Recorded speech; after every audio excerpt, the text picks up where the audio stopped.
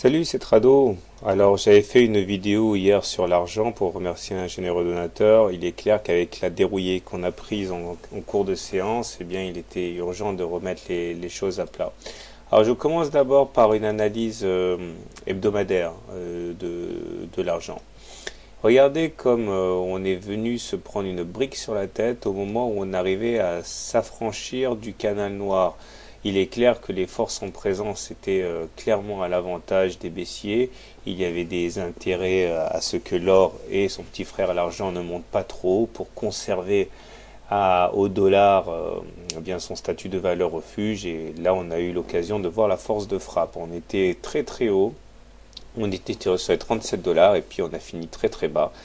Et heureusement, la moyenne mobile à 20 semaines n'a pas été affectée. Plus précisément, même si la situation est assez critique maintenant, parce que si on clôture sur ces niveaux, rien n'empêche d'aller chercher le bas du canal noir. Et bien pour l'instant, on est en tendance haussière car nous sommes au-dessus du moyenne mobile à 20 semaines qui est haussière. Bon, maintenant, on va faire un petit zoom sur le journalier. Voilà où nous en sommes. Donc pas mal de changements. Je vais commencer par ce qui est positif. Ce qui est positif, c'est qu'on est toujours au-dessus de la moyenne mobile à 20 séances et que cette moyenne mobile à 20 séances est toujours légèrement haussière, voire plate. Donc clairement, on n'est pas en tendance baissière. On est plutôt en tendance neutre. En plus, il semble que les 61,8% de retracement de Fibonacci étaient préservés hier et aujourd'hui. Or, c'est un niveau de consolidation qui est assez classique. On avait bien augmenté depuis quelques jours. Quoi de plus normal que d'aller tester les supports. Regardez, finalement, on n'est jamais sur les mêmes niveaux que le 21 février, c'est-à-dire le niveau d'il y a 2 semaines. À cet égard, la fessée d'hier demeure quand même, somme toute, assez raisonnable.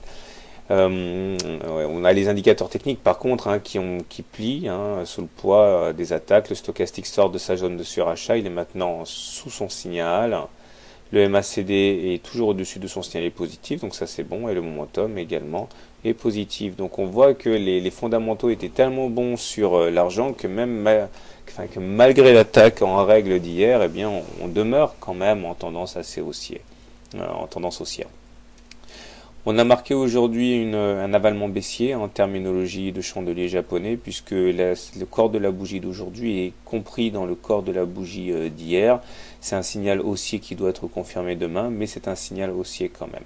Voilà, donc pour faire simple, on est toujours en tendance haussière, malgré l'attaque, ce qui veut dire que quand on est haussier à long terme, eh bien c'est surtout une belle opportunité d'achat.